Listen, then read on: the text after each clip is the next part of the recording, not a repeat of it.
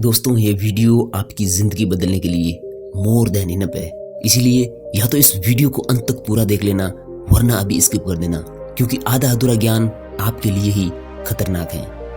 एक समय की बात है, एक गुरु का एक शिष्य अधिक बोलने की आदत से परेशान था। जब भी वो किसी से मिलने के बाद वे उस व्यक्ति के बारे में अपने विचार अपने दोस्तों के सामने रखना शुरू कर देता। कोई उनसे पूछे या ना पूछे, वे अपने आसपास की लगभग हर चीज के बारे में अपनी राय बता देता था। आश्रम में रहने वाले लगभग हर छात्र और शिक्षक के बारे में उसकी अपनी सकारात्मक या नकारात्मक राय थी, जिसे वह बिना सोचे समझे लोगों के सामने रख देता। जब भी आश्रम में रहने वाला कोई अन्य छात्र कोई समस्या लेकर उसके पास आता था, तो वह पूरी बात सुने बिना ही उसे सलाह देना शुरू कर देता। वह अक्सर अपने दोस्तों से कहता रहता था कि तुम्हें ये काम ऐसे ही करना चाहिए, वो काम ऐसे करना चाहिए। उसे अपने आसपास की चीजों के बारे में जो भी आधा अधूरा ज्ञान था, वह दोस्तों के बीच गपशप के दौरान बोलकर उस ज्ञान का प्रदर्शन करता था। उसकी हरकतों के कारण आश्रम के किसी भी छात्र या शिक्षक ने उसे गंभीरता से नहीं लिया। अक्सर उसके साथ पढ़ने वाले छात्र उससे दूर रहने की कोशिश करते थे, क्योंकि वे उन्हें हर बात पर सलाह देता था। कोई नहीं चाहता था कि उनका दोस्त बने, हर कोई उससे दूर रहना पसंद करता था। और अक्सर आश्रम में रहने वाले अन्य छात्र भी उसकी पीठ पीछे उसकी इन आदतों का मजाक उड़ाया करते थे। उस लड़के को यह भी पता था कि उसकी ज्यादा बोलने की आदत के कारण कोई भी उसे पसंद नहीं करता।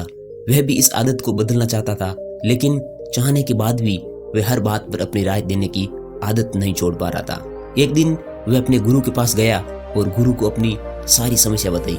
गुरु ने कहा, जो व्यक्ति ऐसा सोचता है उसका बेटा उससे अधिक बोलता है। वह सब कुछ जानता है। ऐसा व्यक्ति जो मानता है वह बहुत कम जानता है, और अभी भी उसे बहुत कुछ सीखना बाकी है। समझदार लोग कभी भी जरूरत से ज्यादा नहीं बोलते और न ही बिना मांगे अपनी राय देते हैं। इसीलिए सबसे पहले अपने अंदर से यह घमंड निकाल दें कि आप सब कुछ जानते हैं। शिष्य ने गुरु के सामने सिर झुका दिया। गुरु ने कहा, बेटा, मैं तुम्हारी ज्यादा बात करने की आदत एक दिन में खत्म नहीं कर सकता। आपको धीरे धीरे अपने अंदर इस आदत को कम करना होगा, लेकिन मैं आपको ये जरूर बता सकता हूँ कि आपको किन मौकों पर चुप रहना चाहिए, ताकि आप खुद को दुखी होने और किसी बड़ी मुसीबत में फंसने से बचा सकें। शिष्य ने गुरु की बात से सहमति जताते हुए हाँ में सिर हिलाया। गुरु ने कहा, बेटा, इन 5 अवसरों पर हर व्यक्ति को अपना मुंह बंद रखना चाहिए। पहला, जब आपको लगे कि कोई आपकी भावनाओं को आपके शब्दों से नहीं समझ सकता, उस समय तुम्हें चुप रहना चाहिए। अक्सर हम अपने दुख और परेशानियां लोगों को बताने लगते हैं, जबकि हमारे आसपास रहने वाले ज्यादातर लोगों को इस बात से कोई फर्क नहीं पड़ता कि हमारी जिंदगी में क्या चल रहा है। हर इंसान को सिर्फ अपनी परवाह है। वह केवल अपने बारे में बात करना चाहता है। वह सिर्फ अपनी तारीफ सुनना चाहता है। उसे हमारी जिंदगी की परेशानियों से कोई फर्क नहीं पड़ता और वह सुनना भी नहीं चाहता। हो सकता है वह आपकी दुख भरी कहानी 1 या 2 बार सुन ले, लेकिन उसके बाद वह आपसे दूर भागने लगेगा, क्योंकि दुखी और असहाय व्यक्ति के साथ कोई भी रहना पसंद नहीं करता। इसीलिए अपने कुछ करीबी दोस्तों और परिवार के लोगों को छोड़कर किसी भी व्यक्ति को अपनी समस्याएं नहीं बताएं। दूसरा, जब आप नहीं जानते कि किसी विशेष अवसर पर क्या कहना है या आपको किसी विशेष घटना के बारे में आधी अधूरी जानकारी है, तो ऐसे मौके पर भी आपको चुप रहना चाहिए। इस तरह का व्यक्ति जो आधा अधूरा ज्ञान होने के बाद भी उस विषय पर बात करता है, वह अक्सर उपहास का पात्र बन जाता है, और ऐसे व्यक्ति को कोई भी कभी गंभीरता से नहीं लेता। वह व्यक्ति अपनी बात प्रभावी ढंग से रख सकता है, जिसे उस घटना या विषय विशेष की गहरी जानकारी हो। अतः आधे अधूरे ज्ञान के आधार पर और इधर उधर से जानकारी प्राप्त हुई हो तो कभी भी लोगों को समझाने की कोशिश न करें। तीसरा, गुरु ने कहा, जब कोई व्यक्ति आपके सामने किसी तीसरे व्यक्ति की बुराई कर रहा हो, तो ऐसी स्थिति में आपको चुप रहना चाहिए। आपको कभी भी ऐसी नकारात्मक बातचीत का हिस्सा नहीं बनना चाहिए, क्योंकि आज जो व्यक्ति आपके सामने किसी तीसरे व्यक्ति की बुराई कर रहा है, कल किसी और के सामने आपकी बुराई भी करेगा, और इसकी संभावना अधिक है। आज तुमने तीसरे व्यक्ति की बुराई करके उसे हाँ कहलवाया। जब भी कोई व्यक्ति किसी दूसरे व्यक्ति की बुराई करता है या उसके गलत समय का मजाक उड़ाता है, तो आपको बस उसकी बात सुननी होगी, अपनी कोई राय ना रखें। अगर आप ऐसा करते हैं तो भविष्य में आपके लिए परेशानियां खड़ी हो सकती हैं। गुरु ने कहा, चौथा, जब कोई आप पर क्रोध और घृणा से चिल्लाता है, तो ऐसी स्थिति में आपका अपमान करने की कोशिश करता है।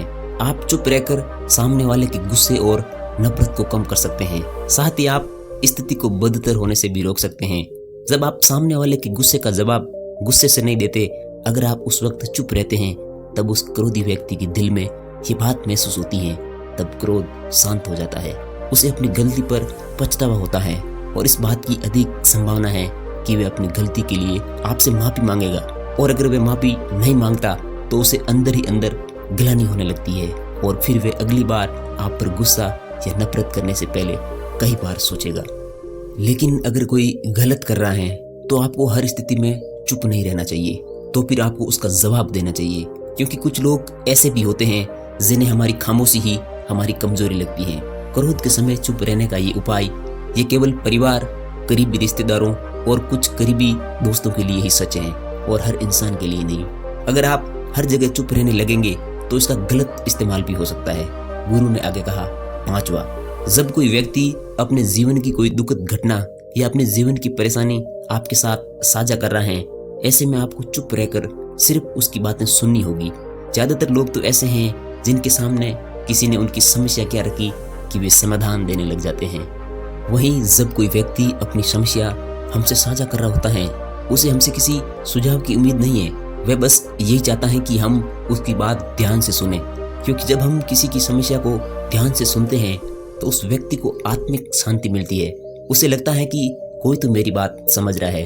अधिकांश समय जब लोग अपनी समस्याएं हमसे साझा करते हैं, वे बस हमें अपना दृष्टिकोण बताना चाहते हैं। वे नहीं चाहते कि हम उन्हें सलाह देना शुरू करें, क्योंकि वे पहले से ही वे सारी सलाह जानते हैं जो हम उन्हें देने जा रहे हैं। मुसीबत के समय किसी व्यक्ति को सांत्वना देना सबसे अच्छा तरीका है उस व्यक्ति की बात को ध्यान से सुनना। जब हम लोगों की बातों को बिना टोके ध्यान से सुनते हैं और बिना किसी सलाह के, तब उनकी आंखों में हमारे लिए सम्मान और स्नेह की भावना जागती है।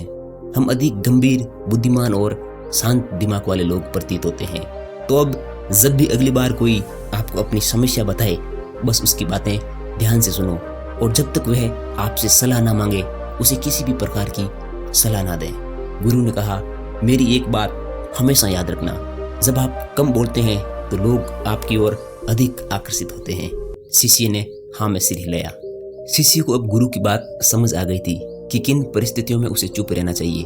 उसने ये भी सीख लिया था कि कम बोलकर वह आश्रम में अपनी प्रतिष्ठा पुनः प्राप्त कर सकता है।